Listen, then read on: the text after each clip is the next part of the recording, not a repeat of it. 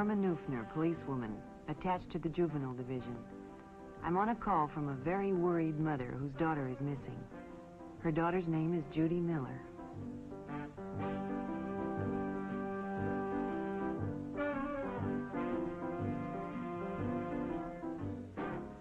Judy enjoyed babysitting, but there weren't enough jobs among the people she knew, so she decided to advertise at the supermarket for extra work.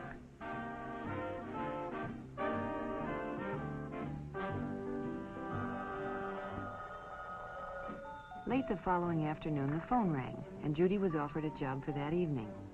The man told her he and his wife were going out to dinner and that their regular could he pick her up in 15 minutes.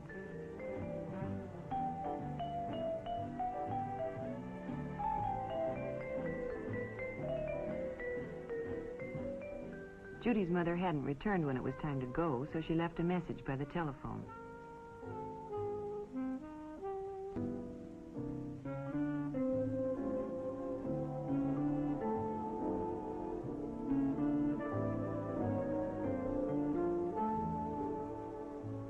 When her mother came home, she found Judy's note and called the number to let Judy know she was home in case she wanted anything.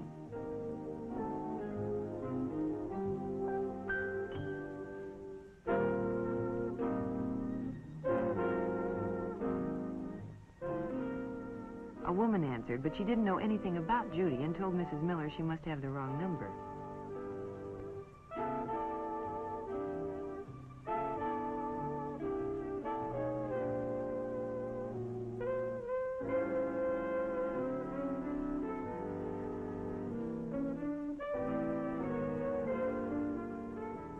By midnight, Mrs. Miller was really worried. She phoned the police and was transferred to juvenile. I took the necessary information and assured her we'd do everything we could. She'd have to try to be patient and wait. The waiting lasted almost a week. Then the report came in. Judy's body had been found on a lonely desert road. The most difficult part of my job is bringing bad news to parents. You can never find the right words to tell a mother her daughter has been murdered. Judy hadn't done anything wrong, she'd only been careless. Careless about whom she'd trusted. In itself, there'd been nothing wrong about advertising for a job, but it led her to trusting a person she knew nothing about. A mentally sick person who used her innocent ad as an introduction to his act of violence.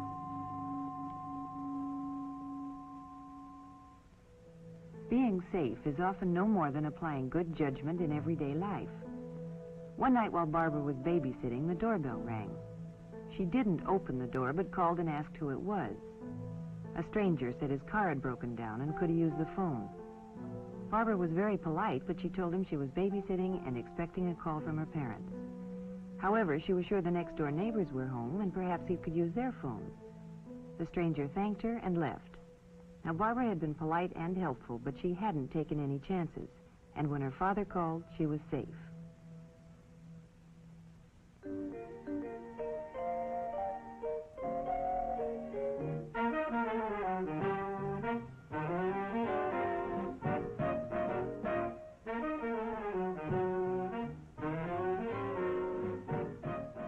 Friday night was movie time for Sally and Elizabeth.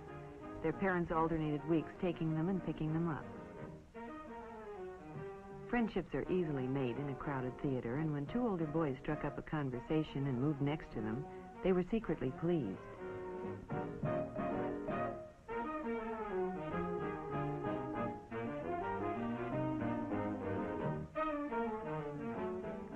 At intermission, Sally found it flattering to have her friends see her in the company of older boys, and when they asked if they could take the girls home, she was all for it. She asked Elizabeth to call her folks and tell them that they could ride with a friend's parents. Elizabeth was tempted, but decided it wouldn't be right, and Sally was disappointed.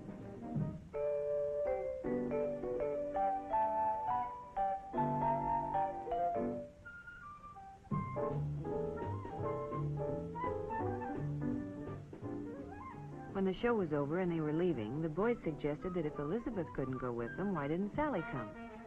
Sally thought it was a great idea and asked Elizabeth to tell her folks that her parents had picked her up. Elizabeth didn't like the idea, but Sally insisted. So, Elizabeth left alone.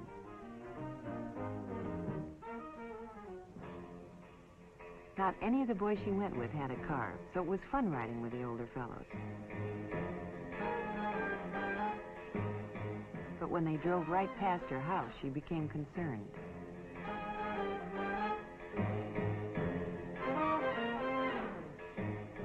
When they arrived at Lookout Peak, she was frightened. She tried to convince herself there was nothing to worry about, but when they parked off the road, she knew she had gotten herself into something she couldn't handle. At midnight, her parents became alarmed and called the Nelsons. Yes, Elizabeth was home. Hadn't they picked up Sally? No, over an hour ago. Well, of course she could talk to Elizabeth. Between guilty tears, Elizabeth told what had happened. Sally had been found, dazedly walking down the road from Lookout Peak. It was a night they'll long remember. In fact, Sally may never be able to forget it. Often seemingly innocent places can turn out to be just where wrong associations are made. Mary met Robert at just such a place. Robert frequented the malt shop in his spare time, which was considerable, as he'd finished high school and didn't work. Here he sought out the company of younger teenagers because he wasn't accepted by those of his own age group. Mary and her girlfriend could always be found at the malt shop after school.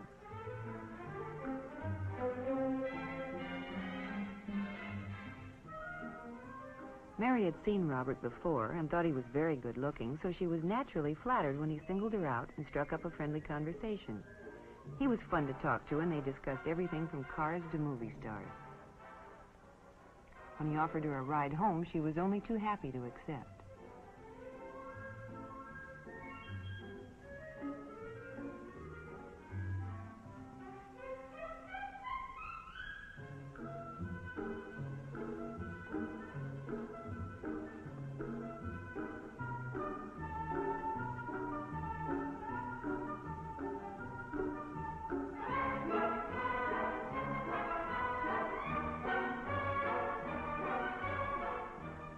They drove around for a while and talked.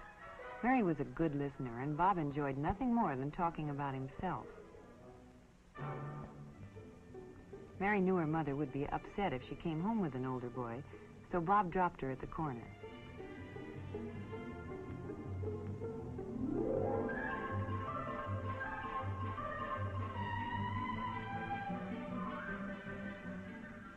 After that, they saw a good deal of each other. At first, Bob was willing to see her at the malt shop, but as time went on, he became jealous of her friends and insisted on their spending more time alone.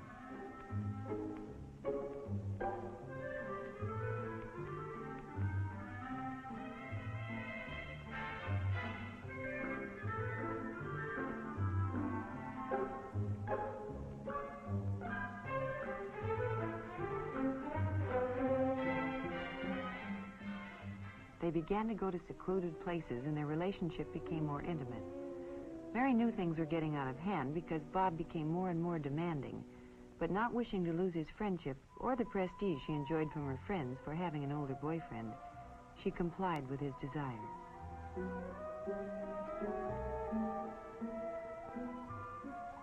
Then Mary found she was in trouble and had to tell her parents. But now it was too late for advice, and Mary had to be taken out of school and placed under the guidance of juvenile authorities. Unfortunately, Mary's story is not an unusual one. Too many young girls are flattered by the attention of older boys and don't realize until too late that these boys, who cannot compete in their own age group, are often not well adjusted and will demand too much in a relationship with a younger girl. You see, it's often the things that are done without thinking that get young people into trouble. Trying to move too quickly into a world of grown-ups with a young person's faith often cause heartache and disaster.